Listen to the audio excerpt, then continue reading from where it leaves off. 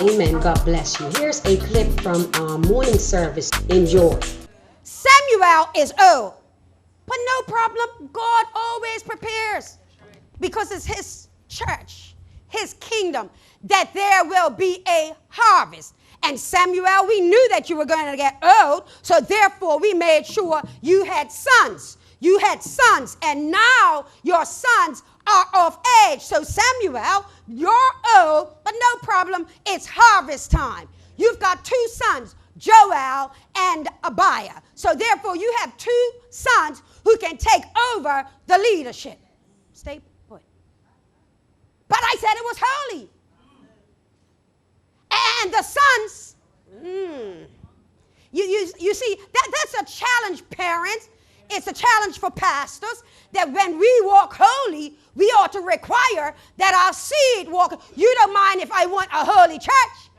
You don't mind if I want God's people to obey the commandments, to obey the first law of love. You don't mind that, do you?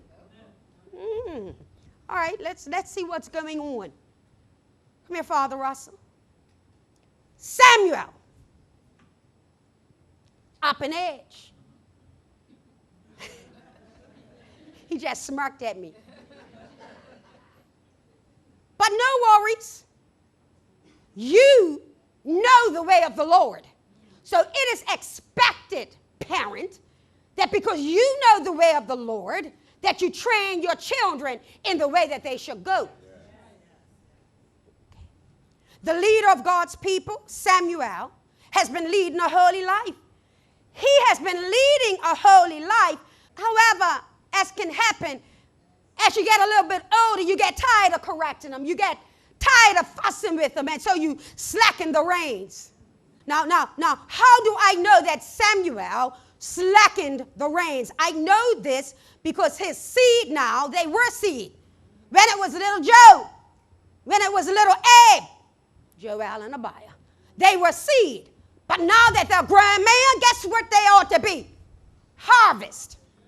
So now you can't act like you did when you were young because you're grown older. You have matured. So let's see what's happening with Joel and with Abiah. Well, according to the Bible, these sons did not walk in the ways of their father. A church, a holy man, has harvested unholy seed. I want you to get that. The sons, Joel and Abiah, are unholy. Can I tell you, we can start out right? We can start out serving and worshiping God. And then along the way, even though you're in a holy man's house, even though you're in a holy church, a holy cathedral, a holy temple, that along the way you can go astray. Joel, his name means Jehovah is God. Got the right name. Got the right name. And Abiah means God is my father. Named right, but going wrong. Raised right, but going wrong. Church, get it today. These sons had the right name. They were born in the right family. They were given the right rules, and yet they choose to go wrong. At some point, it's about their choice. They're not 10 anymore, they're 18. They're not 10 anymore, they're 25. And so now the pressure is on because you wonder, will they make their way back? Now I was thinking, what's more wrong than your children going wrong? Well, what is more wrong than your children going wrong is when you refuse to see that they are going wrong, and more so you actually put them in charge of something that's right. See, the issue that we're dealing with today as we look at this text is not the fact that the children went wrong. We're looking at the fact that the father did not take them from serving in the house of God. We're looking at the fact that the father did not correct them.